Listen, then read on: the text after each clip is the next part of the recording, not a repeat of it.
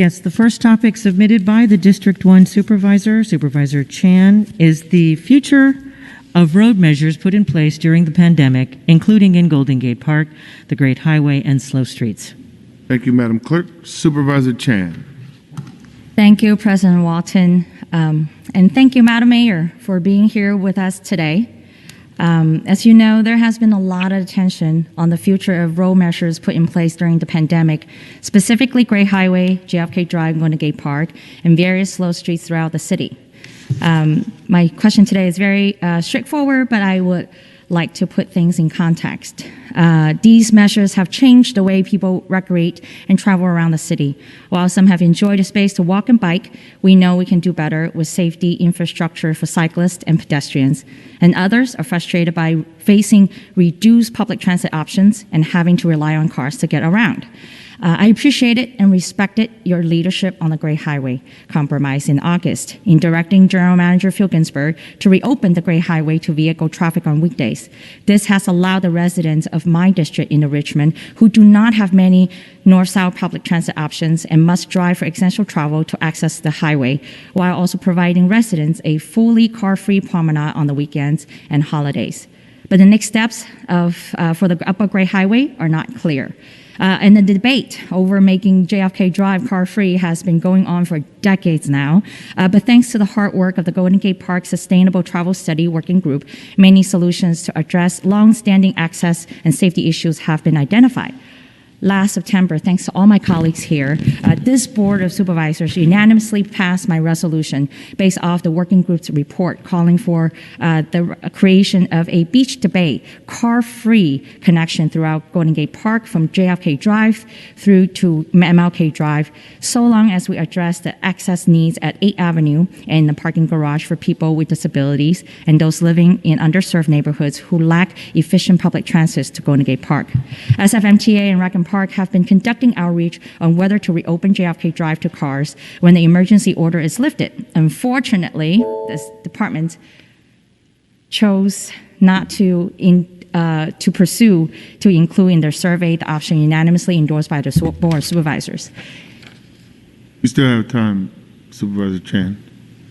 Sorry? You still have time if you weren't okay. finished. Thank you. We know that over 10,000 people responded to SFMTA survey, and vast majority supported keeping JFK Drive close to car. However, SFMTA also informed us that they're doing additional outreach because key demographics like seniors and communities of color and non-English speakers were underserved among the survey. Well, I could say this. As you know, Madam Mayor, we represent all of our constituents, and after spending almost entire 2021 discussing and listening to them, there's a notable divide on all these road measures, with both sides believing they represent the majority of San Franciscans. So I want to take this opportunity to learn what you envision for the future of JFK Drive, Great Highway, and slow streets. Thank you. Is there a question? I just want to take the opportunity to learn what you envision for the future of JFK Drive, Great Highway, and slow streets. Okay, thank you. I think I understand what you're asking, but I just want to start by saying at the start of this pandemic, our decisions were about prioritizing the health and safety of our citizens. On our streets, that meant giving people more space to be outside, to physically distance while they socialize, exercise, and move around San Francisco. And as we start to look beyond the pandemic, we need to think about what we should continue and what we should reconsider.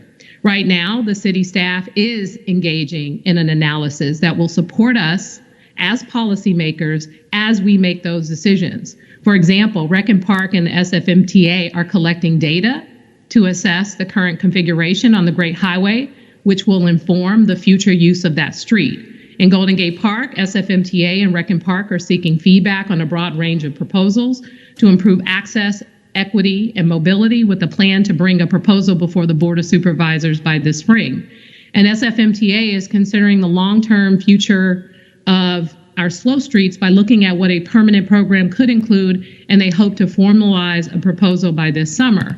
None of these processes have been completed, and I want to wait to see what the data says and what the feedback says before we make any decisions. Ultimately, there will be some who will be happy with what we decide and some who will be disappointed. That's what we experience as policymakers every day when we make tough decisions. Ultimately, I am hopeful that after community feedback and data from San Franciscans throughout the city, not just in the neighborhood that you represent, but all San Franciscans, that we will then have the best data, the best input for how we make the decision on what is in the best interest of the city as a whole. Thank you, Madam Mayor. Supervisor Chan, you may now ask a follow-up question directly related to the opening question. Thank you. I just want to make sure how much time I got.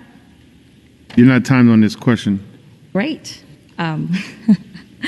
Well, thank you, Madam Mayor, for sharing your vision for the future of these road measures and for allowing me the opportunity to discuss where And real quick, Supervisor Chan, my apologies. Actually, 2 minutes to ask this question. My apologies. No problem. I think I can finish within 2 minutes. Well, I lay out my vision for Golden Gate Park in my resolution, unanimously passed by the board, which would allow a portion of Golden Gate Park to remain car-free. That's where I stand. And for Gray Highway, I supported the compromise you proposed in August, but in the long term, I would support creating a widened promenade for bicycle and pedestrians on one side of the highway and two-direction vehicle lanes on the other side. And slow streets, I do believe, should be decided on a case-by-case basis after properly determining the level of support from residents living in the impacted neighborhood. And that is where I stand. So the question I have, though, Madam Mayor, if I may say, that, I agree. We should gather data. We should see what San Franciscans want and then make the policy decisions. But regardless of that, though, at the end of the day, all these road measures deserve a transparent and inclusive public process led by city departments, which should really encourage compromises between all stakeholders rather than a winner-takes-all approach. My question is that, do you think the city departments at this point are actually being held accountable and really display in good faith a transparent process with honest, data-driven decision-making process? Thank you. Well, unfortunately, based on your comments and your line of questioning, you seem to have a problem with the existing process and the way that things are going and the specific departments that are responsible for implementing this process. Ultimately, as I said, we are doing everything we can. These meetings are public. The process is transparent. A lot of stakeholders, various groups on both sides of the issues have provided their feedback to this particular matter. No decisions have been made. So as far as I'm concerned, these departments are doing everything they can to get the data that they need, to solicit feedback, and to help to make the best decision. And so to imply that this process is not transparent, that this process has not been open and fair is not a responsible way to try and gather what we need to make the best decision for San Francisco as a whole. It seems as though, I know that there are a number of people who are not happy and they want to hear a decision one way or another, and it's not going to be a winner takes all or one size fits all. It doesn't work that way. This is a major city, and it requires that when we make significant decisions like this, that people have a place at the table to provide input.